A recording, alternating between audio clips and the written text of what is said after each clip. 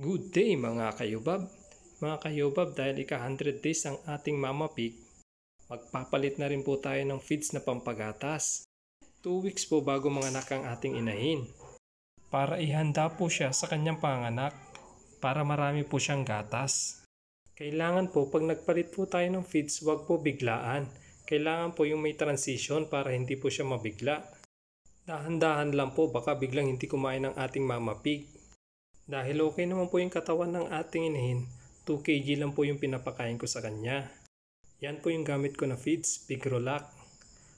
Pagkatapos po makastahan ng aking inahin hanggang ika-100 days po, yan po ang gamit ko, Developer. Pag 100 days hanggang manganak po ang aking inahin, yan po ang ginagamit ko, Milk Maker. Kung sa ibang feeds naman po, ang tawag nila is gestating at saka lactating. At isang tip po, pag buntis po ang ating inahin, bigyan po natin yan ng maraming tubig. Kailangan po ng Mama Pig natin ng maraming tubig. Mga kayubab, sinishare ko lang po sa inyo ang aking gawain sa aking munting babuyan. Nasa inyo na po yan kung gusto nyong gayahin o hindi. Yun lang po mga kayubab, sana may natutunan na naman kayo. Thank you for watching. God bless!